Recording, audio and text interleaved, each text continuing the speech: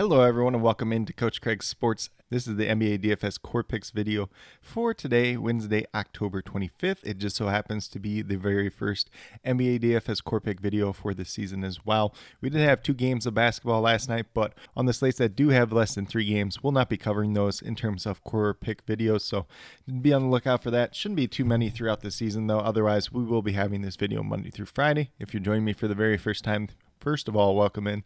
Second of all, this is the structure that I do follow. So typically we have a recap from the previous day.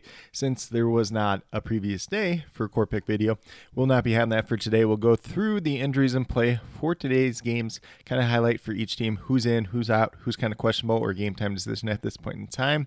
And then we'll go over to the Core Picks for both DraftKings and FanDuel. So it'll be 5 players on each site, and it'll be 1 per position. So it's going to be point guard, shooting guard, small forward, power forward, and center.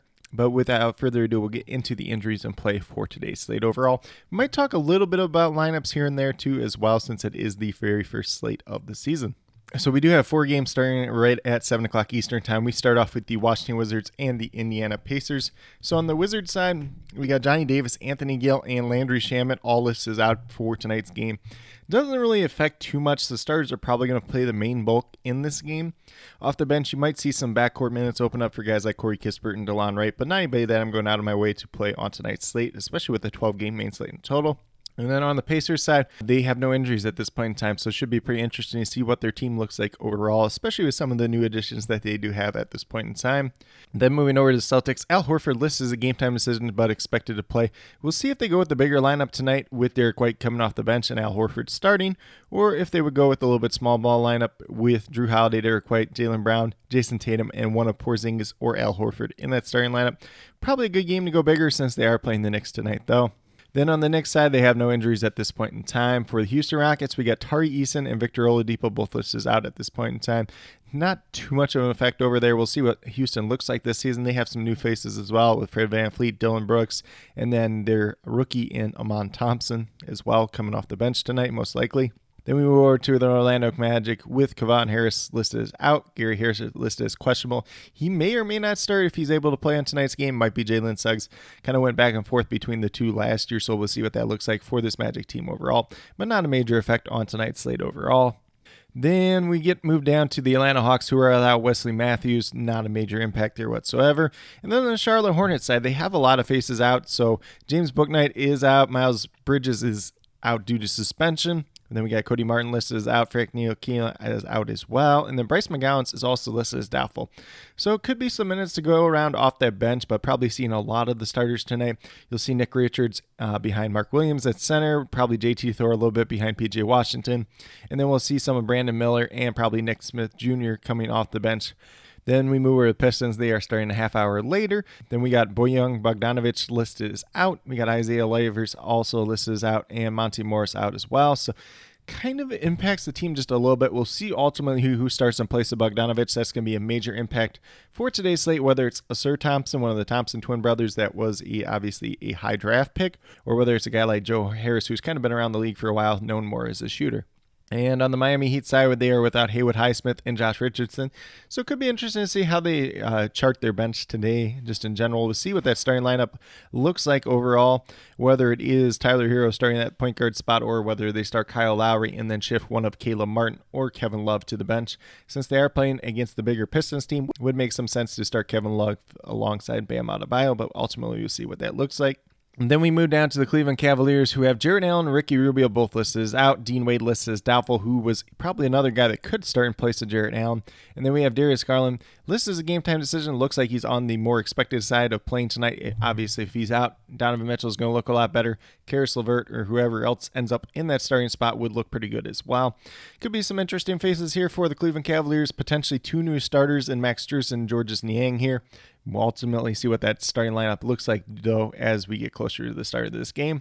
And then for the Brooklyn Nets, pretty healthy at this point in time. It's just Dariq Whitehead listed as out, who did have some type of injury coming out of his season at Duke last season. I think he had surgery, so he'll probably be out for a little bit in time, but Brooklyn looks pretty healthy. They're going to be an interesting team overall. And then for the Timberwolves, Jaden McDaniels is out, and then I believe it's Jalen Clark out as well. McDaniels is the big one. Obviously, somebody will enter that starting spot in the lineup, whether it's Kyle Anderson, N'Keal Alexander-Walker, or someone else.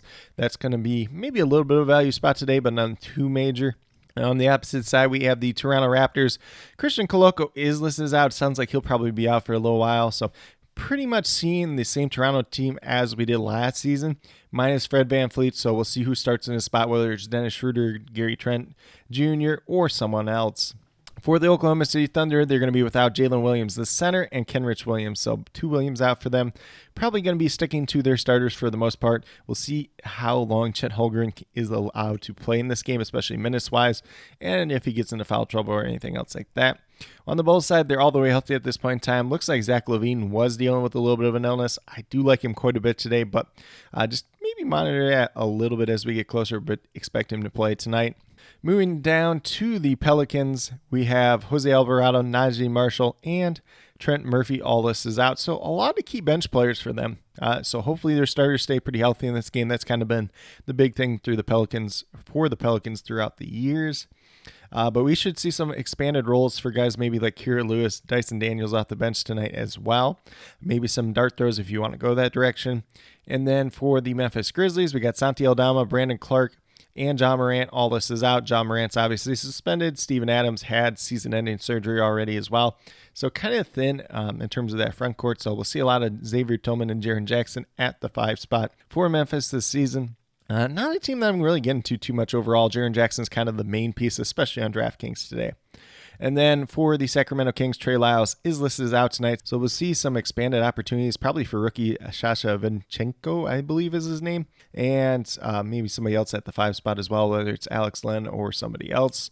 And then Chris Duarte listed as questionable, one of their minor additions in the offseason, maybe a bench piece, but not anybody we're really getting to either way. Utah Jazz appear to be all the way healthy at this point in time. We'll see what their starting lineup ultimately looks like with the changes that they did make. And then we get over to the Dallas Mavericks. Luka Doncic listed as questionable. Dwight Powell's dealing with a little bit of an illness as well. And then Jaden Hardy is dealing with a little bit of ankle injury. So we'll see which of those 3 guys ultimately end up playing tonight. If Luka's out, Kyrie's going to look pretty good. And probably whoever ultimately ends up starting in his place, whether it's Hardy or someone else. And then on the Spurs side of things, Devontae Graham is out due to suspension. I believe he's suspended the first 2 games of the season. And Zach Collins listed it as a game-time decision, probably questionable to play due to an illness at this point in time. If he's out and Charles Bassey starts in his place, he's going to look pretty interesting as a good fantasy point per minute producer. If it's Victor moving over to the 5 and kind of moving people down, Trey Jones gets back in that starting lineup, could be pretty interesting there as well. For the Portland Trailblazers, just Ish Wainwright out tonight, so nothing major there. And then for the Clippers, we got Terrence Mann and Josh Primo out. Primo's out due to suspension. Bones Highland listed as questionable due to an ankle injury. So we'll see what this team looks like altogether. If Bones Highland's out, they don't really have too much in terms of backup point guard with him and Terrence Mann kind of being the main 2 guys. Probably see some expanded ball handling duties for Paul George tonight. Probably for Kawhi Leonard as well. And then we'll see who ultimately starts in that 5th member of that starting lineup tonight, whether it's a Robert Covington, whether it's Nick Batum, whether it's Marcus Morris, or someone else. But with that being said, that's kind of what we do have in terms of injuries for today's slate, at least early on for the 12-game main slate. If anything does change throughout the day, I will leave it down in the comments, as well as the starting lineups as we do get closer to lock.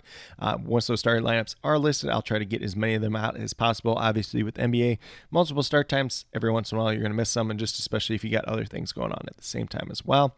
But with that being said, we're going to move over to DraftKings and talk about my core picks for tonight's slate. So we're going to start off at the point guard position. I got Tyus Jones, $4,900 for the Washington Wizards tonight. He is somebody that you're looking for 24 to 25 points out of at the very least. And the season last year, he averaged 23.5, but he was essentially John Morant's backup. He played really well when Morant was out. It's a pretty good pace-up matchup versus the Pacers tonight. Should be a pretty back-and-forth game, I would expect. First, 2 teams that are not the greatest, at least on paper. Tyus Jones, I do have projected for 29 to 30 points at this point in time, so it looks like a pretty good play. Then we move down to shooting guard with Zach LaVine for the Chicago Bulls. He's $6,800. The Bulls players, especially the big 3, are pretty underpriced on tonight's slate overall, so that should be something that we're able to exploit, whether it's him, DeMar DeRozan, or Nikolai Vucevic. You're only looking for 34 points out. He averaged 39 on the season last season. They're going against Oklahoma State Thunder tonight. Pretty neutral matchup there. And I do currently have Zach LaVine projected for about 37, 38 points tonight, but definitely does have some upside for more as well.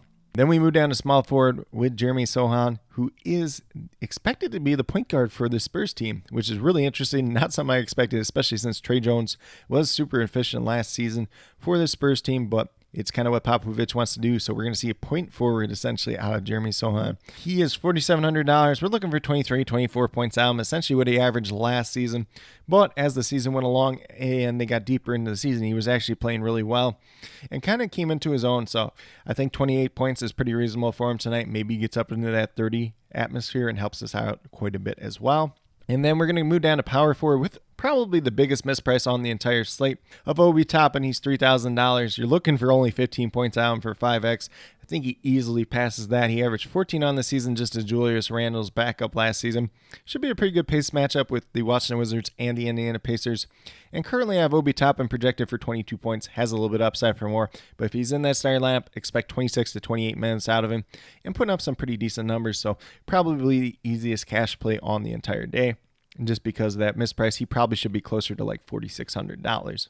Then last but not least, at the center position, we're going with Mark Williams here. $5,300, looking for 26, 27 points out. Averaged about 22 last year, but part of that year he was behind Mason Plumlee. There was some injuries in there as well, I believe. It's been a while since I looked at him too much, but a lot of the games that he did start last year, he had 30 points or more. So definitely do like him. 26, 27 points, like I said, is what we're looking for out of him. Currently, I'm projected for about 30, 31 tonight.